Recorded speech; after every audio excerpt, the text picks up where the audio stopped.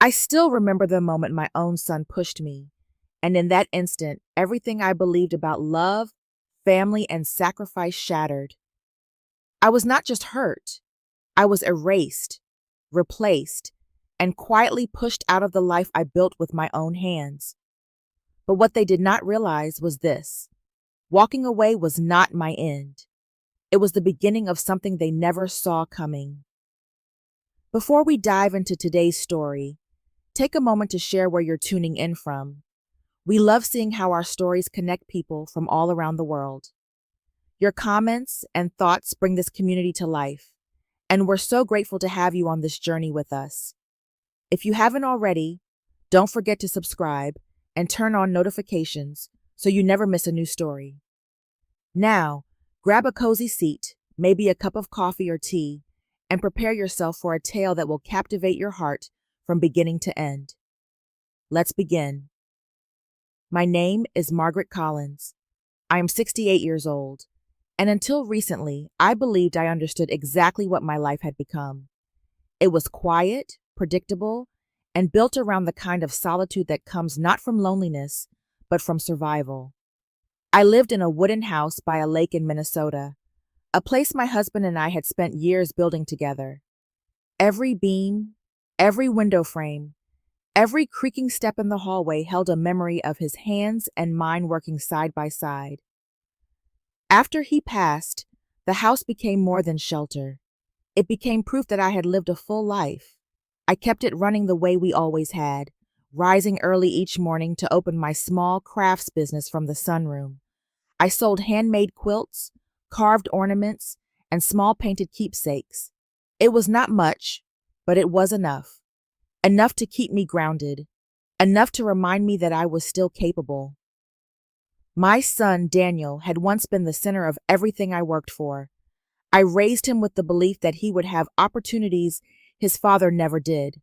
I worked long hours, took on extra orders, and made sacrifices I never spoke about out loud. When he graduated and stepped into a career in real estate, I told myself it had all been worth it. Watching him succeed felt like watching my life expand beyond me. When he married Rebecca, I tried to welcome her the same way I had welcomed every change that came with raising him.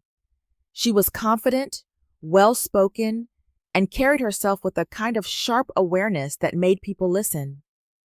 Still, there was something about her that unsettled me in ways I could not explain. It was not anything she said directly. It was the way she assessed a room, the way her eyes moved as though she were always calculating something just out of reach. When Daniel called to tell me they were struggling financially after a failed investment, I did not hesitate. He said they needed a place to stay for a few months while they recovered. I told him the house was always open. I remember standing in the kitchen after that call, looking out over the lake, telling myself that this was what family did for one another. You stepped in when things got hard. At first, it felt almost comforting to have them there. The house had been quiet for so long that the sound of movement, of voices in the evening, made it feel alive again. But slowly, without any clear moment I could point to, things began to shift. Rebecca rearranged the living room one afternoon while I was working. She said it made better use of the space. The kitchen followed. Cabinets were reorganized, drawers emptied and refilled in ways that made no sense to me. My tools, things I had used every day for years, were moved without a word. I told myself it was temporary. I told myself it was easier to adapt than to argue. But there were moments when I would walk into a room and feel something I had never felt in my own home before. Not anger, not confusion, something quieter, displacement. It started with small things. A chair moved just slightly out of place. A shelf cleared of items I remembered setting there. A sense that decisions were being made without me, even though I was still standing in the middle of it all. At night, I would sit by the window and look out at the water, trying to remind myself that nothing had truly changed. The house was still mine. The life I had built was still intact. And yet, somewhere deep inside, I felt the first crack form. It was not loud. It did not demand attention, but it was there. The unease I felt did not arrive all at once. It settled in slowly, like a draft slipping through a window you thought was sealed. At first, I ignored it. I told myself that change always feels uncomfortable before it becomes normal. But the longer Daniel and Rebecca stayed, the harder it became to convince myself that what I was feeling was simply adjustment. The first thing I noticed was the mail.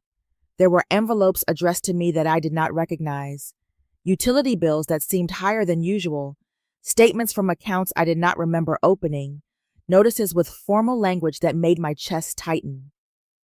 I sat at the kitchen table one morning, sorting through them carefully, trying to make sense of the numbers. I had always been organized, always aware of where every dollar went. That had not changed, or at least I did not think it had. I checked my bank account later that afternoon. The numbers did not line up with what I expected. There were withdrawals I could not recall making, transfers that seemed unfamiliar. I stared at the screen longer than I should have, my reflection faintly visible against the glass. For a brief moment, a thought crept in that I was almost too afraid to acknowledge. What if I was forgetting things? I had seen it happen before. Friends my age misplacing details, repeating stories, losing track of small but important things. I pressed my fingers against the edge of the desk and forced myself to breathe steadily. I was not that person. Not yet. That evening, I mentioned it to Daniel in passing, trying to keep my voice calm. He barely looked up. He said it was probably just automatic payments or adjustments. His tone was dismissive, quick, as though the conversation itself was unnecessary. I watched him closely, waiting for something more, an explanation, a question, concern. None came. Rebecca, on the other hand, responded with a kind of smooth confidence that unsettled me even more. She spoke about financial planning, about consolidating accounts and improving efficiency. Her words were polished, almost rehearsed. There was no room in them for confusion, and certainly no room for me. After that, I began noticing other things. Decisions were being made without me. Groceries appeared in the house that I had not chosen.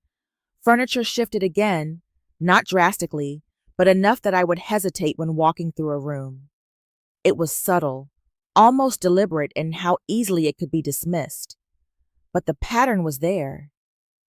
I found myself pausing before entering my own kitchen, as if I were stepping into someone else's space. The moment everything changed came a few nights later.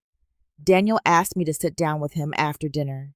He placed a stack of papers in front of me, explaining that it was routine, something to ensure everything was secure in the future. His words were calm, almost casual, but something in his expression felt closed off. I read the document slowly, carefully. It did not take long to understand what I was holding. They were forms transferring ownership of the house. I felt a stillness settle over me, the kind that comes when your body knows something your mind is still trying to catch up with. I looked at Daniel, waiting for him to explain, to soften it, to say I had misunderstood. But he did not. His face remained neutral, distant in a way I had never seen before. In that moment, something inside me shifted. This was not confusion. This was not care. And for the first time, I felt something far more unsettling than doubt.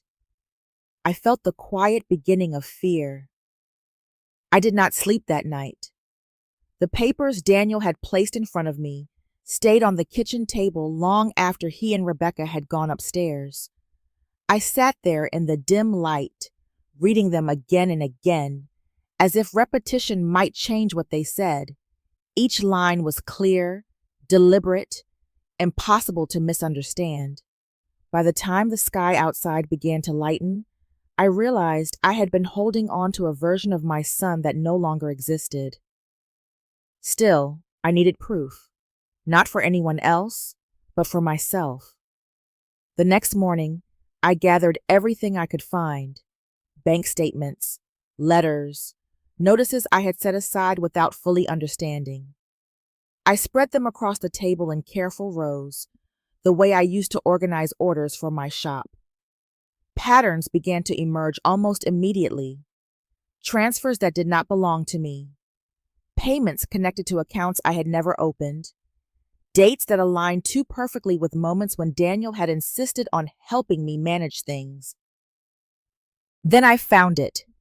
A loan document, folded between two statements, bearing my name in neat printed letters. Beneath it, a signature that looked like mine at first glance, but not quite. The curve of the letters was off, the pressure uneven. It was an imitation, close enough to pass, but wrong in a way I could feel more than see. I stared at it for a long time, my fingers resting lightly on the page. This was not confusion. This was not a mistake. This was a decision. When Daniel came into the kitchen later that morning, I was still sitting there. The sunlight had fully filled the room, illuminating every piece of paper laid out before me. He paused when he saw me, just for a second, and in that moment, I knew he understood exactly what I had found. I did not raise my voice. I did not accuse him. I simply asked him to explain. For a brief second, I saw something flicker across his face. Not guilt, but irritation, as if I had complicated something that should have remained simple. His response came quickly, too quickly, wrapped in justifications that felt rehearsed. He said it was necessary, that it was temporary, that it was for the benefit of all of us. Rebecca appeared in the doorway, leaning against the frame as if she had been listening all along. She did not interrupt, but her presence filled the space with a kind of quiet pressure. When I looked at her, she met my gaze without hesitation, her expression calm, almost amused. I told him the signature was not mine. That was when everything shifted. His voice rose, sharp and defensive, the careful explanations dissolving into anger. He accused me of overreacting, of not understanding how things worked. The words came faster, louder, until they no longer sounded like reasoning at all. I stood up slowly, trying to keep the distance between us steady. Then he stepped forward. It happened so quickly that my body did not have time to prepare. His hands met my shoulders with force, pushing me backward. I lost my balance, the edge of the table catching against my hip before I fell to the floor. The impact was not what stunned me. It was the silence that followed. For a moment, no one moved. Then I heard it, a small, broken sound from the hallway. Lily stood there, her eyes wide, her hands pressed tightly against her mouth. Fear had taken hold of her in a way no child should ever experience, especially not in her own home. She looked at her father as if she did not recognize him. Neither did I. I pushed myself up slowly, ignoring the pain in my side, focusing instead on the clarity that had settled over me. Something inside me had shifted, clean and irreversible. This was no longer about misunderstanding. This was no longer about family. I was not safe here, and for the first time I allowed myself to accept that truth without trying to soften it. I did not raise my voice after he pushed me. I did not demand an apology, and I did not try to understand what had just happened. Something inside me had gone quiet, in a way that felt unfamiliar, but steady. I walked back to my room, closing the door behind me with more care than I had ever used before, as if even the sound of it might disturb whatever fragile control I had left. The pain in my side settled into a dull ache, but it barely registered. What mattered was the clarity that had taken its place. I was not safe in this house. I sat on the edge of my bed for a long moment, my hands resting in my lap, listening to the faint sounds of movement beyond the walls. A cabinet closing, footsteps across the kitchen floor, the low murmur of voices that did not carry concern or urgency. Life was continuing for them as if nothing had happened. That was when I understood that what had broken was not just trust. It was the illusion that I still belonged here. I stood slowly and opened the closet. There was no urgency in my movements, no panic. I reached for a small duffel bag I had not used in years and placed it on the bed. For a moment, I simply looked at it, trying to decide what a life could be reduced to when it had to be carried away. I chose carefully. A few changes of clothes, my medication, the worn sweater my husband had given me one winter long ago, still holding the faint memory of warmth. I added a framed photograph of him, hesitating only briefly before wrapping it in a shirt to keep it safe. Each item felt deliberate, stripped of anything unnecessary. Everything else, I left behind. The house felt different as I moved through it, as though I were walking through a place I had already abandoned. The walls, the furniture, the small details I had once arranged with care all seemed distant, disconnected from me. I paused in the hallway when I saw Lily. She stood there, quiet, her face pale, her eyes still wide from what she had witnessed. For a moment, neither of us spoke. Then she stepped forward and wrapped her arms around me, holding on with a kind of desperation that made my chest tighten. I placed my hand gently on her hair, smoothing it back in a gesture that felt both familiar and final. I had told her I was leaving for a little while. The words sounded softer than the truth, but I could not give her more than that. She did not believe me, not fully. Children rarely do when something important is being hidden. From somewhere deeper in the house, I heard Rebecca's voice, light and unconcerned, speaking about plans that did not include me. The tone of it made something inside me settle even further into place. I picked up my bag. When I walked to the front door, I did not hesitate. The air outside felt sharper, cooler, as though it belonged to a different world. I stepped onto the path and closed the door behind me. I did not look back. The walk to Helen's house felt longer than it should have, my steps unsteady at first, then more certain. When she opened the door and saw me standing there with the bag in my hand, she did not ask questions. She simply moved aside and let me in. The quiet inside her home wrapped around me in a way that felt almost unreal. I sat down, my body suddenly heavy, as though it had been carrying more than I realized. I still did not cry. But for the first time, I allowed myself to understand that I had left more than a house behind. I had left a life that no longer existed. The first morning in Helen's house felt unreal, as though I had stepped outside my own life and into someone else's quiet routine. The air carried the faint scent of brewed coffee and clean linen, and the stillness was different from the kind I had known at home. It was not heavy. It did not carry memories. It simply existed.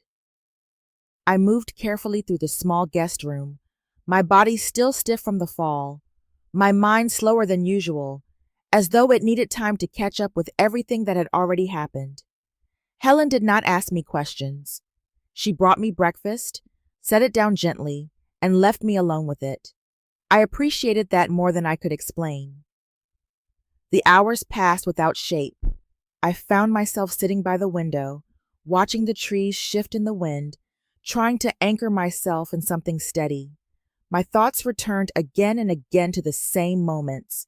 Daniel's face, the sound of my body hitting the floor, Lily standing in the hallway frozen in fear.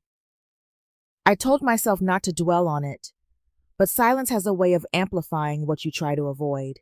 By the second day, the numbness had settled into something more structured. I began to organize my thoughts the same way I once organized my work. Piece by piece, detail by detail. The documents, the accounts, the way everything had unfolded without me fully seeing it. Still, a part of me hesitated to name it for what it was. That changed in the afternoon. Helen came into the room holding her phone, her expression tighter than I had seen before. She did not speak immediately.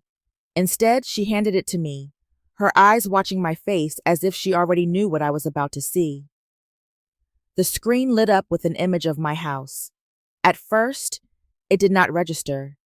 The angle was unfamiliar, the lighting too bright, the scene too crowded.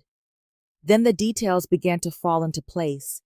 The deck, the railing Daniel had helped repair years ago, the stretch of yard leading down toward the lake. It was my house, only it was no longer quiet. There were people everywhere.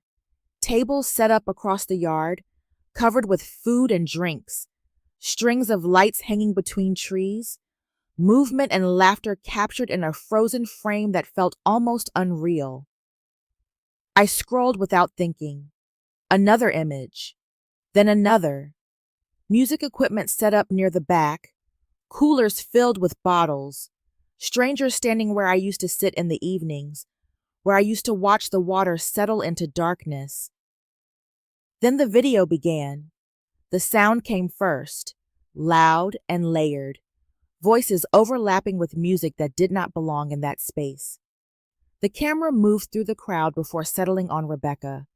She stood elevated above the others, a glass raised in her hand, her posture confident, her expression bright in a way I had come to recognize. She spoke, and even without focusing on every word, I understood the meaning. It was a celebration, a declaration, a claim. People around her responded with laughter and raised glasses, the sound carrying a kind of finality that settled heavily in my chest. I watched Daniel in the background, relaxed, smiling in a way I had not seen in a long time. Not relief, not gratitude. Something else. Ownership. I lowered the phone slowly, my hands no longer trembling. The room around me felt different, sharper, as if something inside me had shifted into place. The confusion that had lingered over the past few days cleared with a precision that left no room for doubt. I had not simply left. I had been removed. And what remained was not grief. It was something colder, something that no longer asked questions. I did not watch the video a second time. I did not need to. Every detail had already settled into place with a clarity that felt almost clinical. The laughter, the lights, the way Rebecca stood at the center of it all, as if she had always belonged there. Daniel beside her, relaxed in a way that no longer required explanation. For the first time in days, my thoughts stopped circling. They aligned. I sat in Helen's living room, with the phone resting face down on the table, my hands folded quietly in my lap. I began to move through everything I knew, not as memories, but as facts. The forged signature, the unexplained withdrawals, the documents transferring ownership. The moment Daniel's hands pushed me backward without hesitation. The party that followed, not hidden, not subtle, but open and deliberate. It formed a pattern that could not be softened by emotion. This was not confusion. This was not a misunderstanding. This was a sequence of choices made with intention. For a long time, I had believed that family created a boundary around certain kinds of harm, that there were lines people would not cross, even when things became difficult. Sitting there in Helen's quiet home, I understood how wrong that belief had been. I was not dealing with a broken relationship. I was dealing with something that required a response. I lifted my head and looked at Helen, who had remained nearby without intruding. She had given me space, but she had not left me alone. When I spoke, my voice sounded steadier than I expected. I asked her if she knew a lawyer. She did not hesitate. She nodded once, her expression tightening in a way that told me she already understood what that question meant. Within the hour, I gathered everything I had brought with me and everything I could reconstruct from memory. Bank statements, copies of documents, notes I had written to myself over the past few days when something felt wrong. I arranged them carefully, stacking each piece in a way that made sense, the same way I had once prepared orders for my business. It was a small act, but it gave me something I had not felt since I left the house: control. The office was located in a modest building in town, nothing elaborate but orderly and precise. When we stepped inside, I noticed how everything had a place. Papers aligned, shelves organized, a quiet sense that things were handled deliberately. Jonathan Reeves greeted us without unnecessary formality. He listened without interrupting as I explained what had happened. I did not rush. I did not dramatize. I simply told him the truth, piece by piece, allowing the structure of it to speak for itself. When I finished, he did not respond immediately. He reviewed the documents in silence, his attention focused in a way that felt reassuring rather than distant. Then he began to speak. He identified what I had already started to understand: fraud, financial exploitation, unauthorized use of property, physical harm. Each term placed into context, each action given a name that removed any ambiguity I had been holding on to. Then he found something I had not fully grasped: a record connected to the house. Daniel had used it as collateral for a loan. The words settled heavily, not because I did not understand them, but because I understood them too well. If that loan failed, the bank would not hesitate. The house could be taken entirely, and everything tied to it would disappear with it. The urgency shifted in that moment. This was no longer about reclaiming what was mine. It was about preventing its complete loss. Jonathan looked at me directly and asked a single question: whether I was prepared to take legal action, fully and without hesitation, even if it meant standing against my own son. I did not answer immediately. For years, every decision I made had been shaped by what was best for Daniel. That instinct did not vanish easily, but as I sat there, I realized something that felt both simple and irreversible. He had already made his choice. This was mine. I nodded. The next steps were outlined clearly: immediate filings, coordination with authorities, actions that would move quickly, leaving little room for delay or negotiation. As we left the office, I felt something settle into place inside me. Not anger, not grief, something steadier. A direction. The morning we returned felt colder than it should have. I woke before dawn, not because I was anxious, but because my body had already accepted what needed to be done. There was no hesitation left, no space for doubt. I dressed slowly, choosing simple clothes, steadying myself with small, deliberate movements. Helen did not say much. She moved quietly around the kitchen, preparing coffee, her presence calm and grounded. By the time we left, the sky had just begun to lighten. The drive felt longer than it was. I watched the road unfold ahead of us, familiar landmarks passing by with a strange sense of distance, as though I were approaching a place I no longer fully recognized. Jonathan Reeves met us near the end of the street, his posture composed, his attention already focused on the task ahead. 2 police vehicles were parked along the curb. Seeing them there made everything real in a way that no document or conversation had. This was no longer a plan. It was action. I stepped out of the car and stood for a moment, looking at the house. From a distance, it appeared unchanged. The same structure, the same windows catching the early light. But as I moved closer, the details revealed themselves. Decorations still hung loosely from the edges of the porch. Empty cups and scattered items marked the remnants of the night before. It felt like standing outside a place that had been taken apart and reassembled without me. One of the officers approached and asked me to confirm what we had already established. I answered clearly. The house was mine. The people inside did not have permission to remain there. The words came easily. The officers moved toward the front door. Jonathan stood beside me, his presence steady, while Helen remained just behind us.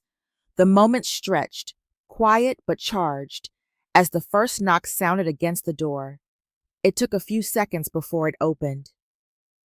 Daniel stood there, his expression shifting almost instantly as he took in the uniforms, the unfamiliar faces, and then me. The confusion on his face hardened into something sharper, something that tried to push back against what he was seeing. Rebecca appeared beside him, her posture rigid, her gaze scanning the scene quickly as if searching for a way to control it. Jonathan stepped forward and presented the order. The air changed. There was a pause, brief but heavy, before everything began to unravel. The calm explanations from before were gone. In their place came resistance, disbelief, a rising tension that filled the doorway and spilled out onto the porch. The officers remained firm. Their presence did not shift, did not react. Instructions were given clearly, without room for interpretation. Time was limited. Only essential belongings could be taken immediately. Behind them, movement began. People who had been inside started to appear, drawn by the interruption. Conversations faded. The energy of the gathering collapsed into uncertainty. One by one, they began to leave, their earlier confidence replaced by discomfort. The house emptied quickly. Lily appeared near the hallway, her small frame still, her eyes searching the scene with confusion that settled heavily in my chest. For a moment, everything else receded. I saw only her, the way she looked between us, trying to understand something no child should have to process. I remained where I was. The minutes passed in a blur of motion. Bags gathered, voices raised, then quieted. The structure of control shifting away from Daniel and Rebecca and settling firmly into something they could not influence. Eventually, they stepped outside. The distance between us felt larger than the space it occupied. Daniel did not meet my eyes. Rebecca's expression held something sharper, something unresolved, but neither of them spoke in a way that changed anything. They left. The sound of the car moving away faded quickly, leaving behind a silence that felt almost unfamiliar. I stood there, looking at the house, not as it had been, not as they had tried to make it, but as something I was finally beginning to reclaim. When the door closed behind them, the house fell into a silence that felt almost unfamiliar. I stood just inside the entryway for a long moment, listening. No footsteps above me, no voices drifting from the kitchen, no movement at all. The stillness settled slowly, filling the space they had occupied only minutes before. It was not the same quiet I had known in the past. This one carried the weight of what had just ended. I stepped forward carefully, as if I needed to reacquaint myself with the place.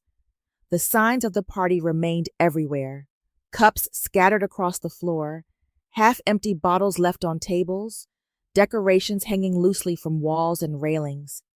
The air held the faint scent of food and something sweeter, something artificial that did not belong here.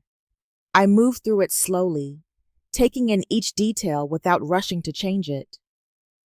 For a moment, I simply stood in the center of the living room. This was my house. The thought did not come with triumph. It came with recognition. I set my bag down near the door and began to clean. There was no plan, no order beyond what felt natural. I picked up the nearest cup, then another, gathering what had been left behind piece by piece. Each movement was small, deliberate, and steady. The rhythm of it grounded me. I did not think about what had happened earlier that day. I focused on what was in front of me. As I moved into the kitchen, I paused. The layout had been altered again, subtle changes layered over the ones I had already noticed weeks before. Drawers shifted, items placed in unfamiliar spaces. I opened cabinets slowly, taking note of what was there and what was missing. It felt like walking through a version of my life that had been rearranged without my permission. I continued working. The living room came next, then the hallway. I moved through each space, restoring what I could, placing things back where they belonged. It was not perfect. It would take time. But with every object returned, the house felt a little more like itself. When I reached the bedroom, I stopped. The door was slightly open. Inside, the space had been transformed in ways that felt both obvious and invasive. The bedding was unfamiliar, the surfaces crowded with items that did not belong to me. For a moment, I remained at the threshold, unsure whether to step in. Then I did. I opened the closet first, scanning what had been left behind. Clothing that was not mine, arranged without care. I began to remove it, placing each piece into a pile near the door. As I cleared the space, something caught my attention. A folder, partially hidden behind a stack of boxes. I pulled it free and opened it without thinking. The documents inside were neatly organized, printed and labeled with a precision that felt intentional. At first glance, they appeared administrative. Forms, notes, structured outlines. Then I began to read more closely. References to assisted living facilities, timelines, financial projections. My name appeared repeatedly, attached to plans that outlined a transition I had never agreed to. The language was formal, detached, describing a process as if it were already decided. It spoke of placement, of care arrangements, of long-term adjustments that removed me entirely from the house. I stood there, the folder open in my hands, the meaning settling in fully. This had not been a possibility. It had been a plan. Everything that had happened began to align with a clarity that left no room for doubt. The pressure, the documents, the distance that had grown between us. It was not gradual change. It was preparation. I closed the folder slowly and set it aside. There was no surge of emotion, no overwhelming reaction. What I felt instead was something steadier, something that anchored me in place. Understanding. I finished clearing the room. When I was done, I replaced the bedding with my own. I moved my belongings back into the space, restoring what had been displaced. The process was quiet, methodical, and complete. By the time I stepped back, the room no longer reflected their presence. It reflected mine. And for the first time since I had left, I felt something settle into place that had been missing. Not relief, not closure. Ownership. I woke to the sound of stillness. For a moment, I did not move. I lay there, staring at the ceiling, letting the quiet settle around me. It felt different from the silence I had known before, not empty, not heavy. This quiet felt earned. It held no tension, no uncertainty, just space. The morning light filtered through the curtains in a way I had almost forgotten, soft and steady, touching familiar corners of the room. I turned my head slightly, taking in the details I had restored the night before. The dresser where it belonged, the chair by the window, the photograph of my husband resting on the nightstand. Everything was back in place, and yet, not everything was the same. I sat up slowly, the remnants of physical soreness still present, but no longer central. What lingered more deeply was the understanding that something fundamental had shifted. I was in my home again, but I was not the same person who had left it. I moved through the house at a measured pace, making coffee the way I always had, following familiar steps that now carried a different weight. The kitchen no longer felt foreign. It responded to me again. Drawers opened where I expected them to. The rhythm of the space had returned. After I poured the coffee, I stood by the window and looked out toward the lake. The surface was still, reflecting the early sky with a clarity that reminded me how easily things appear calm from a distance. I took a slow breath and let it out, not forcing any particular thought to follow. There was a part of me that waited for anger, for something sharp or consuming, but it did not come. What I felt instead was a steady awareness of what had been lost. Daniel. The word did not carry the same meaning it once had. It no longer brought warmth or pride. It existed now as a fact, something separate from me.